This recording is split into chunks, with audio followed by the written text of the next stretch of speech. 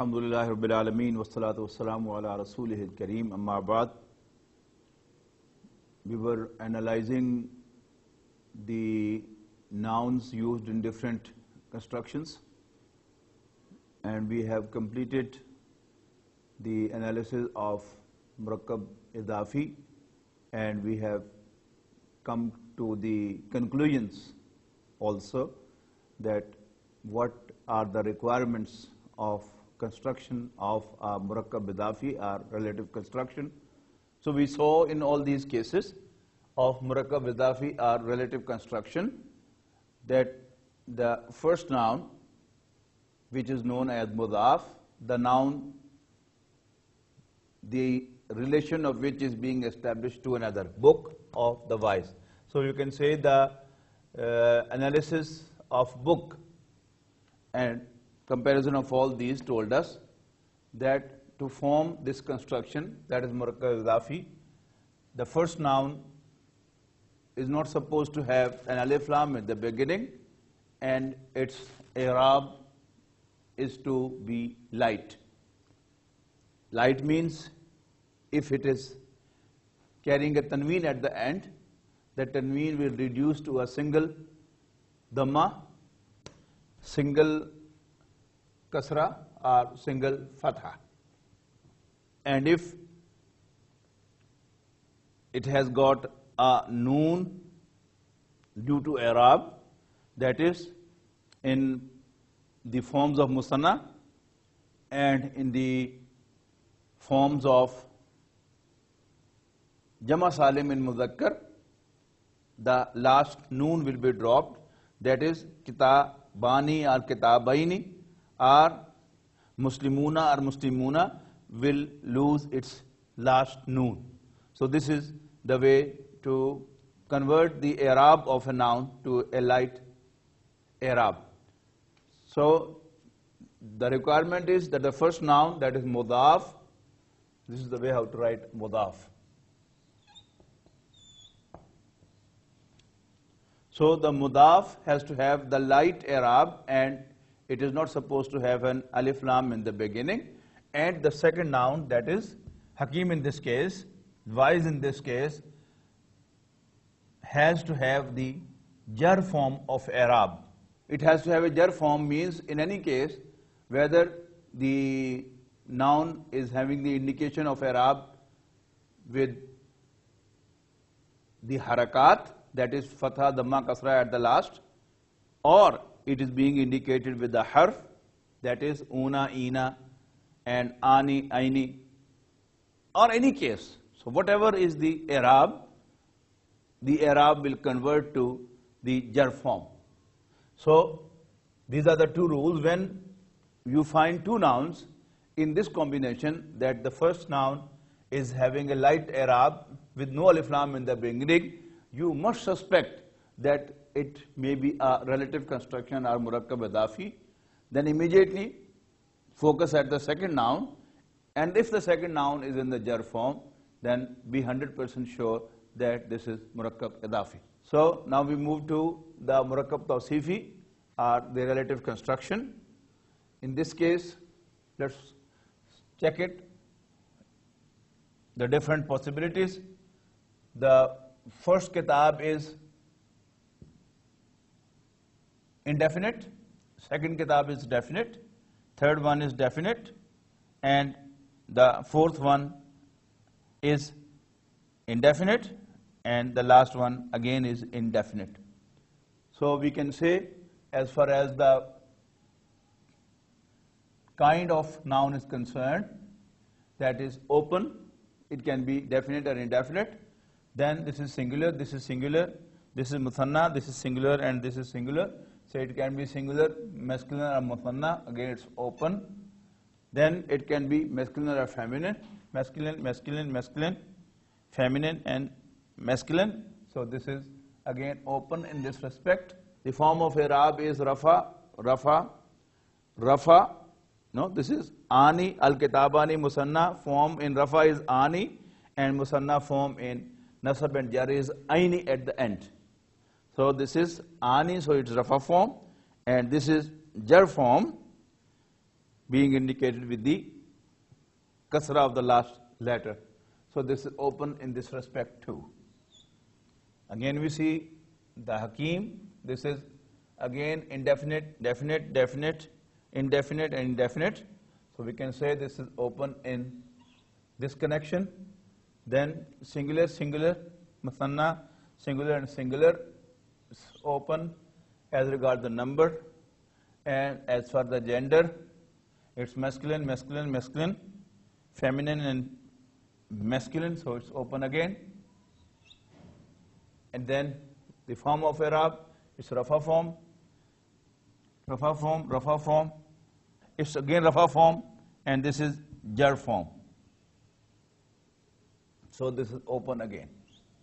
So both the nouns are open in this respect. Again, focus them again and again and again to find some rule which apparently is not there. Now we move in this direction. Do we find anything special in this direction? In this direction, this is indefinite, this is indefinite, this is indefinite, this is singular, this is singular, this is open as regard the gender, that is masculine and masculine, and this is rafa form and this is rafa form. Okay. Then we come here, this is definite, definite, singular, singular, masculine, masculine, and rafa, rafa. Then this is definite, musanna, masculine, masculine, and rafa form. So we are having a clue that they are similar to each other. Whatever is the first noun, it has to be same in the second case. We can check in the rest of the two. This is indefinite. Oh yes, this is indefinite too. This is singular too. This is feminine too. And this is the rafa form, and this is the rafa form. So again we can check here. Indefinite, indefinite, singular, singular. This is masculine, this is masculine, and this is in the jar form, and this is jar form. So we find the clue that to form a murakkab tawsifi or qualifying construction, remember, in all these cases, it was of in the translation. No, this was related to this. Kitabul Hakimi, book of the wise, book of a wise man, and book of the wise person, and books of the wise. You know, when you say the wise, it may be a specific man or all the wise people, or it can be Allah subhanahu wa ta'ala. When you say Kutubul Hakimi for Allah subhanahu wa ta'ala, then it would mean the Torah, the Gospel, the Zubur, the Psalms, and the Holy Quran. So, but in this case, keep in mind the meanings. A wise book. Wise and book are not two things. They are one and the same. Actually, the book is being qualified as wise. In this case, the wise book, a wise book, the two wise books, and here I didn't write the translation. Kutubun Hakimatun, some wise books, again it's the same thing. Some wise books, Kutubun Hakimatun. So again, books and wise are not two different things. The wisdom is the qualification of the books. In this case, in a wise book, again, this is a wise book. So to form this construction, when the second noun is the qualification of the first noun, this is known as murakkab tawsifi, the second noun has to follow the first noun in all the four respects, or you can say all the four aspects of the noun, that is its kind, its number, its gender, and the form of i'rab. So whenever you see two nouns identical to each other in all the four characters of a noun, then you should almost be sure that it is a qualifying construction or a murakkab tawsifi. Then we come to Jumla Ismiya. This is the complete sentence. Jumla Ismiya in Arabic is a complete sentence beginning with a noun. It's a complete sentence in Arabic beginning with a noun. So Jumla Ismiya is a complete sentence beginning with a noun. This is very interesting that in English you cannot have a sentence without a verb or at least a helping verb. But in Arabic you can have a sentence without a verb or a helping verb. When you translate them, these are two nouns only, but when you translate them, you will get the translation of a helping noun from within this construction. In fact, the translation, there are two different expressions. One is meanings.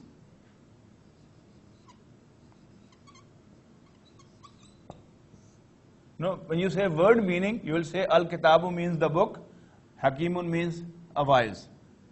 But translation, remember, translation means to express an idea from one language to another. You have an expression in any language, but when you will translate it to another language, you will have to look for the idiom in that particular language to which you want that expression to translate. So English has its own expressions, Arabic has its own expressions. So the translation of an expression or translation of an idiom or translation of a sentence in English means how you express that particular expression in Arabic in the English language. When you say meanings is Al-Kitab means the book, Hakimun means a wise. But the whole construction, Al-Kitabu, Hakimun, it's a complete construction. You will have to look for the English idiom, and in English idiom, this expression is translated as the book is wise, and this is a complete sentence. So you don't find any word for is in Al-Kitabu Hakimun. But in Arabic construction, in Arabic idiom, it means the book is wise. Okay? Then we come to this for the sake of analysis, that how to form this construction, that is the complete construction Jumla Ismiya. Again, we'll go ahead in analyzing. First of all, we can analyze Kitab, and then we would analyze Hakim. So Al-Kitab, this is definite, this is singular, this is masculine, and this is in Rafa form. Then you have Al-Kitabani, this is Al because of Al, this is definite, and this is Musanna, you can write down. This is definite, Musanna, and masculine and Rafa form. Then this is definite, then singular, then feminine, and in Rafa form. So you will go vertically. As far as this is concerned, this is not open, this is always definite. But here, this is singular, this is Musanna, this is singular, so it's open in terms of the number.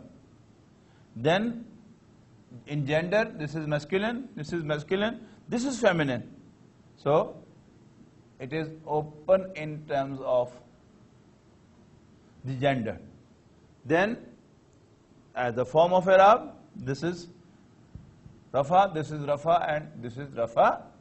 So this is certain in this case. So we are getting a clue that to form Jumla Ismiya, we are supposed to have, or we got to have the first noun, which we'll learn later what that is called, or you can note it down right now. The first noun with which the Jumla Ismiya starts, starting with the noun. This is the noun with which the Jumla Ismiya starts. It has to be definite, and it has to be in the Rafa form normally. It has to be definite and it has to be in the Rafa form normally. When I say normally, note it down right now that the normal form of i'rab of any ism in Arabic is the Rafa. It's only some requirement of the Arabic construction which will turn it to some other form. But normal noun will always be in the Rafa form. So this is in the normal condition, but this definite is actually a requirement. Then we see the second one, which is known as khabar. The first is known as mubtada.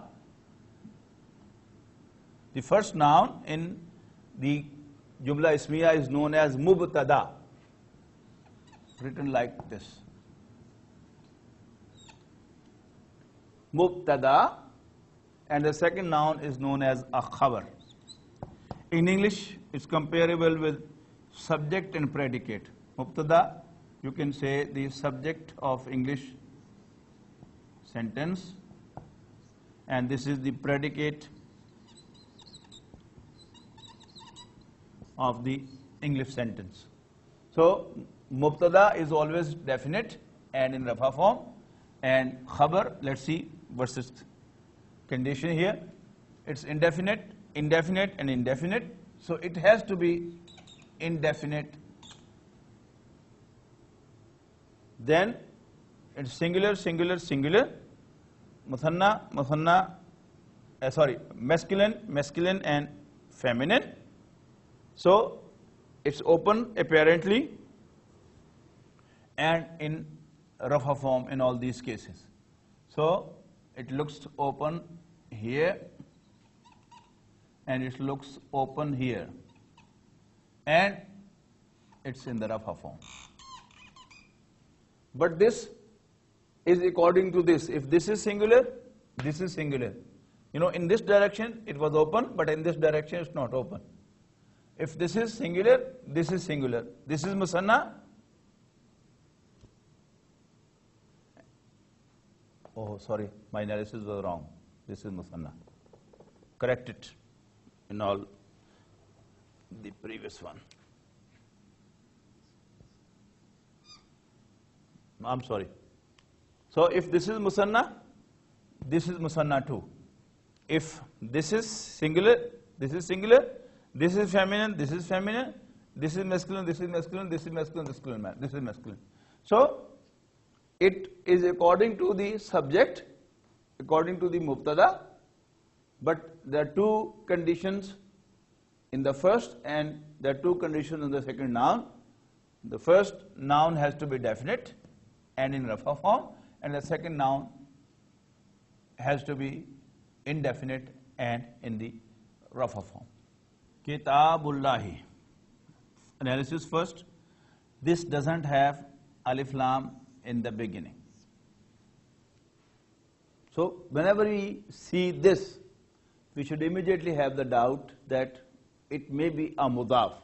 So we'll see forward. It doesn't have a tanween at the end.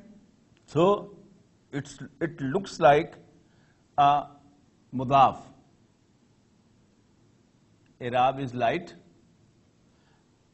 Look at the second noun. This is in the jar form. So this is certainly murakkab idafi. So the translation would be, you translate the first noun first, then you add aw, and then translate the second noun. This is a very simple translation of this. Kitabullahi, book of Allah or Allah's book. Right? Then Amrun Hakimun. You just look at it, it looks like similar ones. Amrun Hakimun. But to confirm, this is indefinite, this is indefinite, this is singular, this is singular, this is masculine, and this too is masculine, this is in the Rafa form, this is in the Rafa form. So it is certainly Murakkab Tawsifi. So Amr means, and Hakim means voice. A voice, act, or a voice move. So this is Murakkab Tawsifi. That was Murakkab Idafi, this is Murakkab Tawsifi. Then Allahu Hakimun, Allah is definitely definite. So there is no doubt about Allah being definite. So it's definite, and Hakimun is indefinite. So this is very obviously a complete sentence. So Allahu Hakimun, Allah subhanahu wa ta'ala is wise. Allah subhanahu wa ta'ala is wise. Then Shadidul Adhabi. Shadid means severe or stern. Adhab means punishment.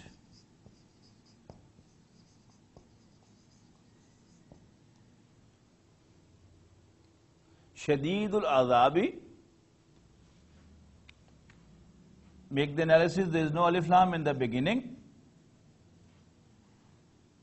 First thing you have to consider whether it is definite or indefinite. But normally it should be either Ashadidu, or if it is indefinite, it should be Shadidun.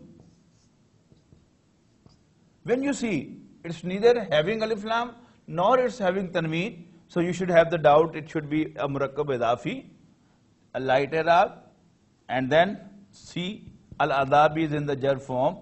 So Allah is stern of punishment, but in idiom, in English you say Allah is stern in punishment, but this is Murakkab Idafi, very certainly. Idiomatically stern in punishment. Then Jaza'u Sayyatin. Jaza means reward, and Sayya means a sin.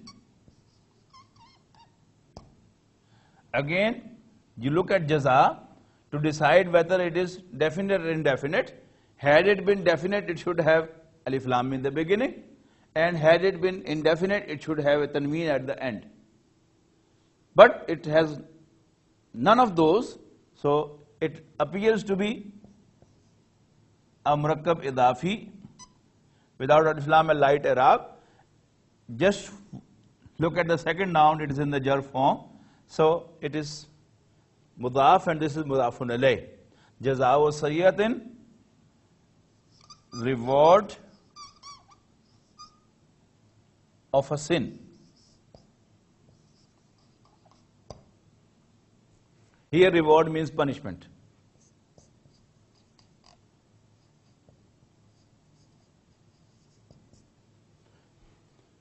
Jaza'u sayyatin, sayyatum misluha. The punishment of a sin is a punishment like it.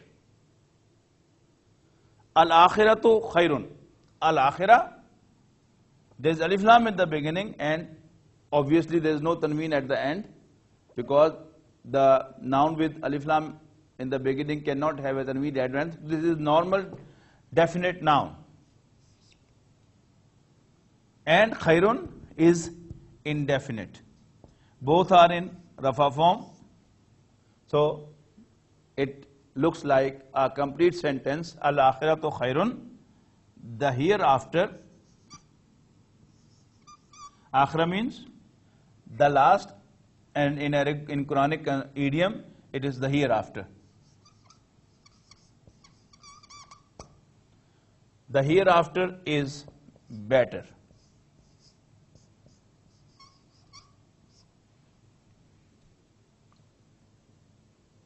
And in the Quran you see, wal akhiratu khairum wa abqa. Abqa means more lasting.